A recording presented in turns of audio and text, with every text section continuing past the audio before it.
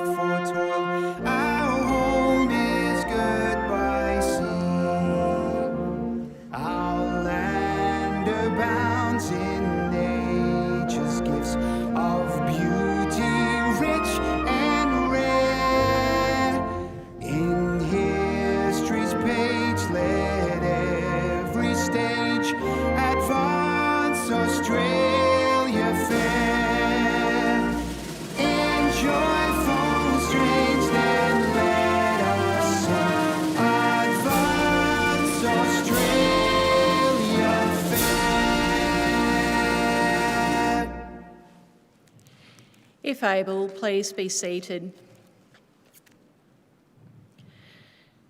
The Australian War Memorial was the vision of Charles Bean, Australia's First World War official historian. Bean landed with the Australian troops on Gallipoli and stayed with them at the front through to the end of the war. The idea of this national memorial and museum came to him at Pozières, France, in the depths of the bloody fighting of 1916. Bean's idea was that this would be a place where family and friends could mourn loved ones buried in faraway places. It would also be a place that could help all Australians understand what these men and women had endured and what they had done for us. Bean's vision, to which we remain true, is best expressed as described in the entrance to the memorial's galleries. Here is their spirit, in the heart of the land they loved, and here we guard the record which they themselves made. Tonight we will read the story behind just one of those on the Roll of Honour, which lists the names of more than 102,000 men and women who have given their lives for us in war and on operations for more than a century. But first we present a lament, Flowers of the Forest. Wreaths or floral tributes will now be laid at the base of the Pool of Reflection.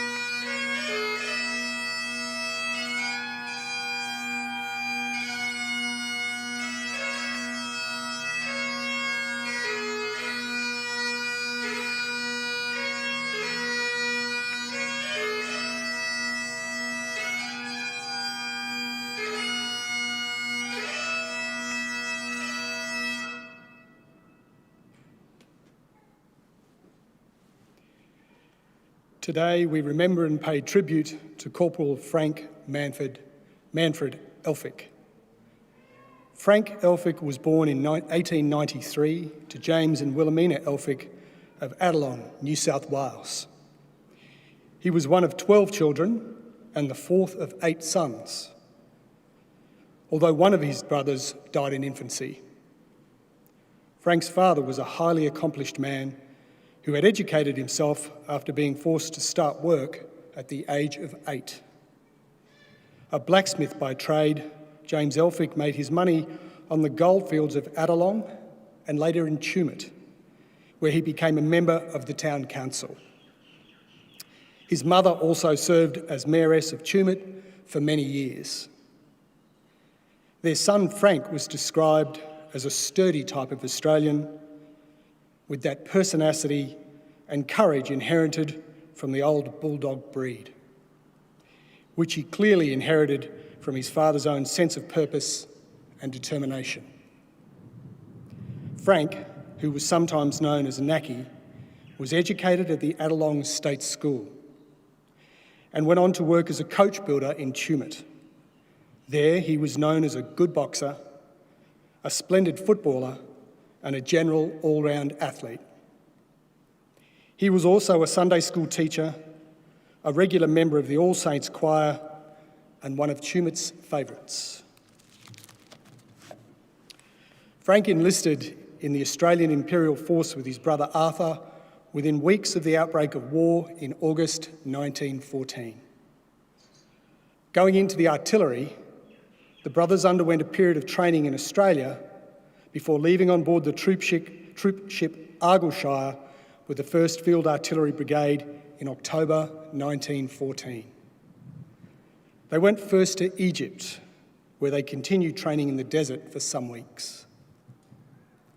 The Australian Field Artillery landed on Gallipoli on the morning of the 25th of April 1915, firing a few shells in the direction of the enemy's guns. Frank and Arthur Elphick remained on the peninsula throughout most of the campaign until the end of the year. On the 29th of October, Turkish guns were firing on Shrapnel Valley and in the vicinity of the 1st Artillery Brigade's camp. During one of the bombardments, Frank was struck in the head by a shell fragment. He was evacuated from Gallipoli in early November and taken to hospital in Malta. After several weeks, he was well enough to return to Egypt, rejoining his brigade Tel El Kebir in mid-January. The 1st Field Artillery Brigade landed at Marseille in France in March 1916 in preparation for joining the war on the Western Front. In July 1916, the 1st Field Artillery Brigade took part in the successful capture of the French village of Pozières. They would continue to fire in support of Australian operations throughout the year and into 1917. On the 14th of May 1917, Corporal Frank Elphick turned 23, and somehow, despite the inconsistency of the postal system, he received a large packet of presents from Australia on the day. He and his brother continued to be together in the same Field Artillery Brigade. Arthur wrote home in 1917 to say that Frank has had more than his share of luck, according to the many miraculous escapes from death he has had. On the 4th of October 1917, the Australians took part in an operation to attack the German positions on the Broodsinder Ridge. The 1st Field Artillery Brigade was part of the support for the infantry attack, firing hundreds of shells for hours in a complicated pattern of barrages. Always a target for the German artillery, the Australian artillery positions came under occasional fire, although not enough to stop their activity. The day after the attack, the brigade was busy firing at the request of the infantry, trying to locate and stop any potential German counterattacks or points of retaliation. At some point on that day, in the midst of desperate activity, Corporal Frank Elphick was killed in action. No record remains of the manner of his death, but it was almost certainly the result of enemy artillery fire. Frank Elphick's body was taken from the battlefield and is buried in what is now the Hut Cemetery near Ypres in Belgium. He lies under the simple epitaph, "Peace, perfect peace." Frank Elphick was 24 years old. Arthur Elphick returned to Australia, eventually moving to Sydney and taking up residence at Bondi. Frank's name is listed on the Roll of Honour on my right, among almost 62,000 Australians who died while serving in the First World War. A photograph of his headstone is displayed today beside the pool of reflection. This is but one of the many stories of service and sacrifice told here at the Australian War Memorial. We now remember Corporal Frank Manfred Elphick, who gave his life for us, for our freedoms, and in the hope of a better world.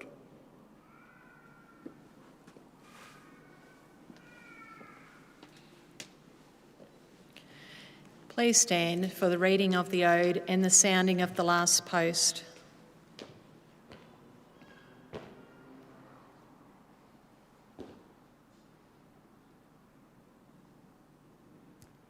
They shall grow not old, as we that are left grow old. Age shall not weary them, nor the years condemn. At the going down of the sun, and in the morning, we will remember them. We will remember them.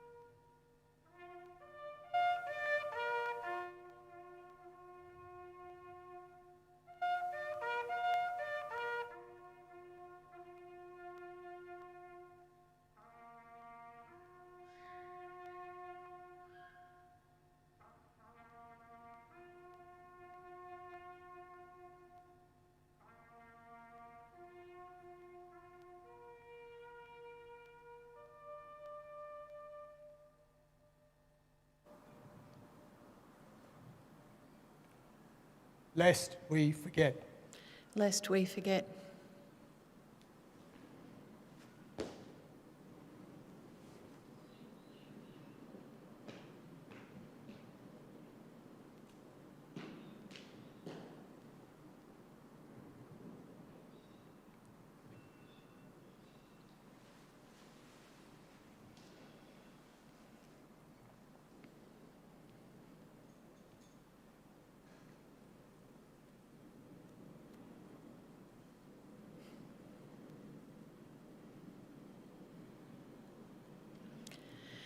We leave you this evening with the words of the memorial's founder, Charles Bean. Many a man lying out there at Pozières or in the low scrub at Gallipoli, with his poor, tired senses barely working through the fever of his brain, has thought in his last moments, well, it's over. But in Australia, they will be proud of this. Ladies and gentlemen, girls and boys, that concludes the last post ceremony. We thank you for visiting the Australian War Memorial and wish you all a very good evening.